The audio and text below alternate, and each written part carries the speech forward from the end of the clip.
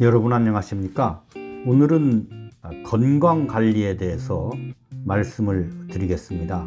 퇴계의 17대 종손인 공주대학교 이치혁 교수가 쓰신 퇴계에게 묻는 삶의 철학이라는 책을 읽어드리고 있는데요. 오늘은 그 중에서 퇴계의 건강 관리에 대해서 쓰신 부분을 읽어드리겠습니다.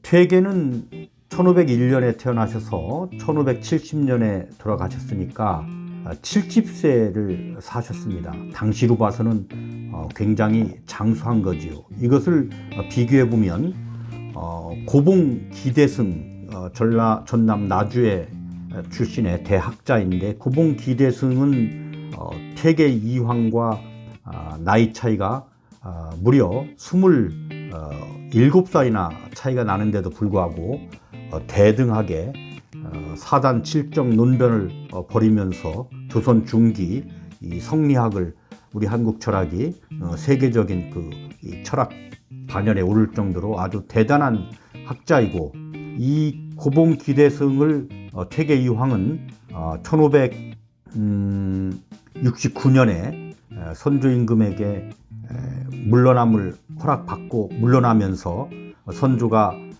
믿고 맡길 만한 후배를 추천해 달라고 그럴 때 고봉을 추천을 할 정도로 아주 대단한 분입니다. 그런데 이분이 36살에 돌아가십니다. 율곡이 얼마나 대단하십니까?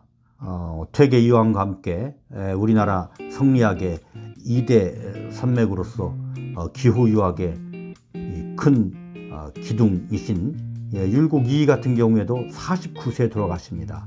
그럼 퇴계 선생은 70세까지 사시고, 율곡이 49세에 돌아가시고, 고봉 기대승 36세에 돌아가시는데, 그럼 퇴계 선생이 타고난 건강 체질이었다, 그렇게 생각하실 수도 있지만, 사실 퇴계 선생님은 20대에 건강을 해치고 나서 평생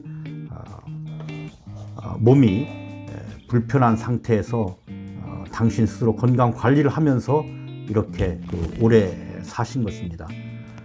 그래도 이 건강이 중요한데, 왜 건강이 중요하냐 하면, 우리 얼마나 안타깝습니까? 고봉 같은 천재, 율곡 같은 천재가 조금 더 사셨다면은 이 세상을 위해서 더 많은 일을 하시고 업적을 남기셨을 텐데 하는 그런 아쉬움이 남지 않습니까? 퇴계 선생이 70세까지 사셨는데, 퇴계 선생 스스로 50세가 넘어서 도를 어느 정도 깨치기 시작했고, 그때부터 제자들에게 이 답변을 할 때 자신감이 생기게 됩니다. 서신 같은 데서 그런 것이 나타나고요. 특히 퇴계 선생께서 이 저작을 본격적으로 내시기 시작한 것이 50대 중반부터입니다. 그러니까 건강 관리를 잘해서 오래 산다는 것은 굉장히 중요한 일이고, 특히 이 사회로부터 많은 혜택을 받아서 공부를 더 많이 한 사람일수록 건강 관리를 해서 더 많은 시간을 이 세상에 남아서 사회로부터 받은 걸 잘 정리를 해서 돌려주고 가야 될 그런 책무가 있다고 생각합니다. 본인의 행복을 위해서 물론 건강이 중요하지만, 우리 지식인은 특히 사회로부터 받은 것이 많기 때문에 건강 관리를 소홀히 해서는 안 된다. 그래서 오래오래 건강하게 잘 살아야 배운 것을 잘 정리를 해서 후배들에게, 후학들에게 가르칠 수 있고, 이 사회에 더 봉사를 할 수 있다. 이런 차원에서 건강 관리에 대해서 말씀을 드리겠는데요. 퇴계 선생께서 건강을 어떻게 관리를 했는지에 대해서 아주 재미있고 또 소상하게 이치혁 교수가 설명을 합니다. 한번 들어보시고 여러분들이 건강하게 행복하게 세상을 살아나가는데 참고가 될 수 있었으면 합니다. 건강관리. 건강관리. 현대인들이 가진 관심사 중에 하나는 건강일 것입니다. 중년 이상 연배의 분들이 모여서 대화를 할 때 빼놓을 수 없는 화제 중 하나가 바로 이 건강이지요. 특히 생활의 속도가 빠르고 스트레스가 많은 현대사회에서 건강관리는 더욱 중요해집니다. 이 중요한 건강, 여러분은 어떤 방법으로 지키고 계신지요?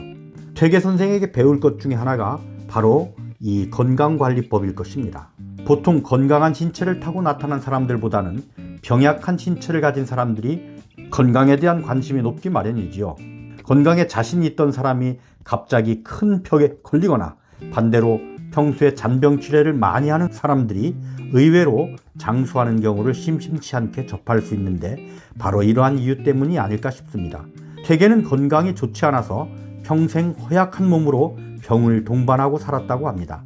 결정적인 계기는 20세 때 거의 침식을 잊다시피 하면서 주역에 침잠하며 무리를 했던 것이죠. 이때부터 평생 동안 크고 작은 병에 시달렸다고 합니다. 실제로 퇴계의 일기에는 짧게는 며칠에서 길게는 한 달 가까이 다른 내용 없이 연이어 아팠다 라고만 기록된 것이 있습니다. 또 지인들에게 보내는 편지에 아파서 거의 죽을 뻔했다는 기록이 많이 보이기도 합니다.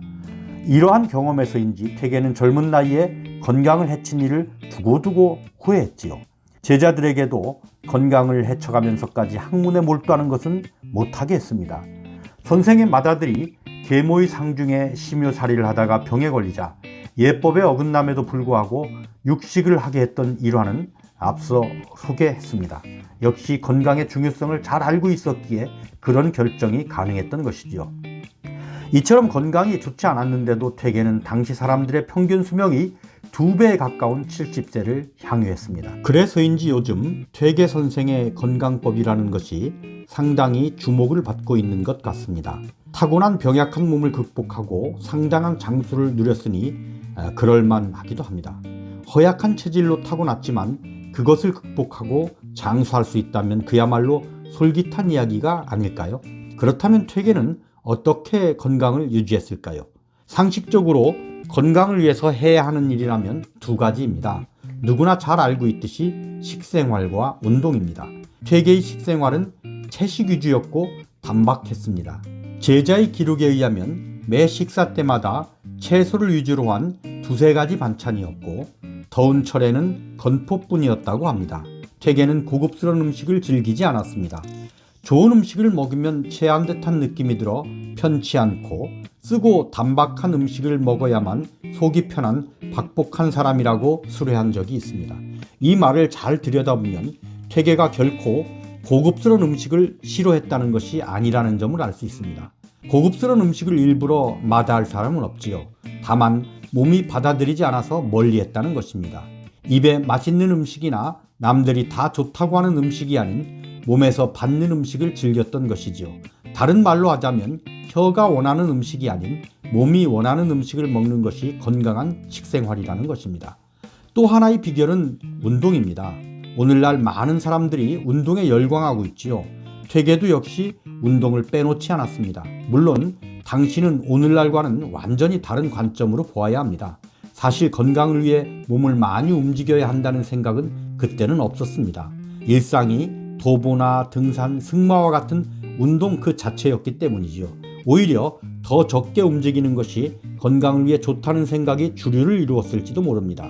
다만 퇴계는 병약한 몸을 극복하기 위해 활인신방이라는 체조를 꾸준히 한 것으로 보입니다. 건강을 위해 하나 더 운동을 한 것이죠. 건강한 식생활과 꾸준한 운동, 이 2가지는 만고불변의 건강관리법인가 봅니다. 혀가 원하는 것이 아닌 몸이 원하는 음식을 먹으라는 식사법, 올바른 방식으로 하는 규칙적인 운동.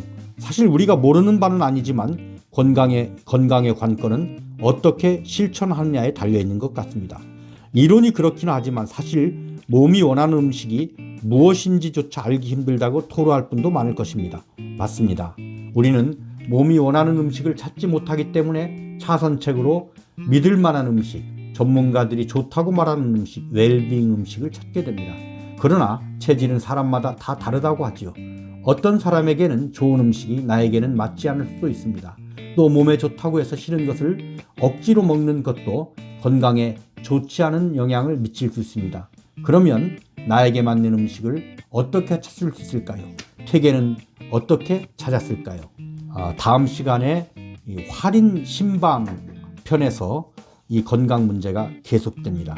구독, 좋아요는 더 좋은 영상을 약속합니다. 고맙습니다.